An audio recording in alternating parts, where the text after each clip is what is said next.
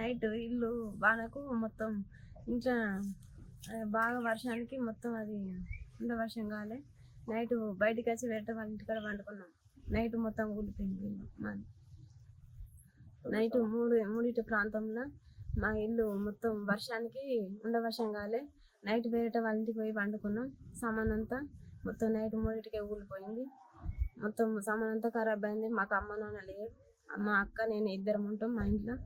వేరే వాళ్ళ ఇంటికి పోయి వండుకున్నాం. పక్కింటి వాళ్ళ ఇంటికి పోయి దేని మరి మాకు ఏం లేదు, వేసుకునేందుకు బట్టలు కూడా లేవు. మొత్తం అన్ని సామాన్ అంతా ఖరాబ్ అయింది. మొత్తం అల్లే ఉన్నాయి. మేము కట్టు బట్టలు విని నిలుస్తున్నాం. ఏం లేవు, సామాన్ ఏం లేకుండా అన్ని ఖరాబ్ అయినాయి.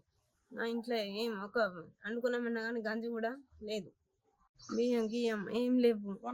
వంట సామాన్లు కూడా ఏం లేవు. వండుకొని తిందామన్నా కానీ బియ్యం కూడా లేవు.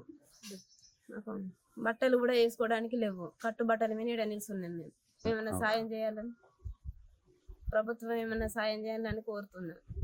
నైట్ ఇల్లు వానకు మొత్తం ఇంట్లో బాగా వర్షానికి మొత్తం అది ఇంత వర్షం కాలే. నైట్ బయటికి వచ్చి వేరే వాళ్ళ ఇంటికాడ వండుకున్నాం. నైట్ మొత్తం కూలిపోయింది ఇల్లు మాది. నైట్ మూడింటి ప్రాంతంలో మా ఇల్లు మొత్తం వర్షానికి వర్షం కాలే. నైట్ వేరే వాళ్ళ ఇంటికి పోయి వండుకున్నాం. సామాన్ అంతా మొత్తం నైట్ 3కే కూలిపోయింది. మొత్తం సామాన్ అంతా ఖరాబ్ అయింది. మాకు అమ్మ నాన్న లేరు. మా అక్క నేను ఇద్దరం ఉంటాం మా ఇంట్లో.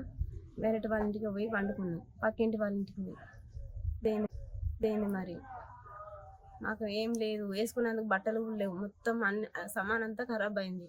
మొత్తం అల్లే ఉన్నాయి. మేము కట్టు బట్టలు విని నిలుస్తున్నాం. ఏం లేవు, సామాన్ ఏం లేకుండా అన్ని ఖరాబ్ అయినాయి.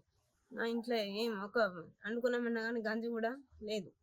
బియ్యం గియ్యం ఏం లేవు. వంట సామాన్లు కూడా ఏం లేవు. వండుకొని తిందామన్నా కానీ బియ్యం కూడా లేవు.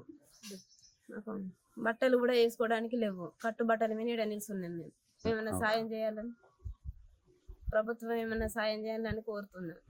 అసలైన తొలి వెలుగు. ఫాలో వాట్సాప్ @తొలి వెలుగు official.